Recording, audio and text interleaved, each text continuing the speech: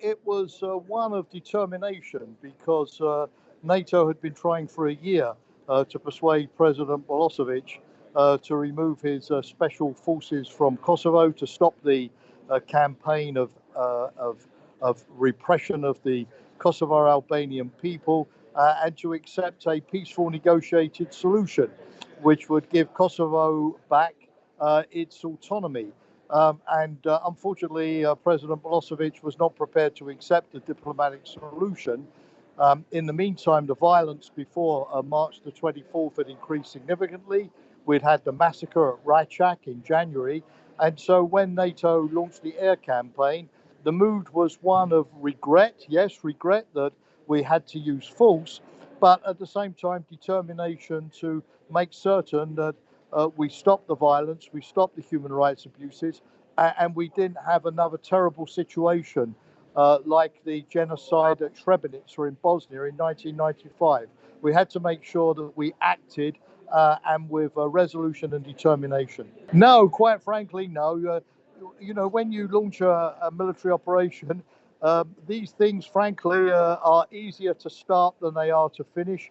You never quite know what's going to happen because once you use force, there is a different dynamic that's created. And of course, I think in NATO, yes, we all hoped that the air campaign initially would last 24 hours, that President Milosevic would see that NATO was united and determined that he could not win, and that his best option would be to then meet the conditions of the international community and go back to the negotiating table. But Milosevic was a stubborn man, as you well know, a very cynical man, and he decided that he was going to fight it out. He wanted to challenge NATO. He wasn't prepared to give up. So it all went on for 78 days. But for NATO, what mattered was not the length of the operation, it was the result. It was achieving the end of the repression, to allow the Kosovo people to go back to their homes and to allow Kosovo to live in peace and freedom. So I'm sure that if it had lasted 178 days, as far as NATO was concerned, there would not have been a difference. Well, I think the lesson is that, not to make empty threats, to act in a united, resolute way with Europeans and Americans working together, and to have very concrete objectives, which was to have the removal of the Serb forces and the end of the repression, the end of the violence, and create the conditions for the Kosovo people to go back to their homes, and of course, eventually, as they did in 2008, to determine their own future peacefully, and to have an international administration which could help Kosovo after the conflict to rebuild itself. But to believe that a humanitarian intervention, despite the risks, can be successful, and the risk of acting is always less, in my view, than the risk of staying on the sidelines and doing nothing. For me, that was a very significant moment indeed. And obviously, being greeted in that way and thinking, my God, these people really are happy with what NATO were happy with what NATO was able to do to help them. So, yeah, it was a wonderful, fantastic moment. And of course, the 78 days have been stressful, but of course, even more stressful for the people of Kosovo who were in the cellars and hiding and had to endure the violence.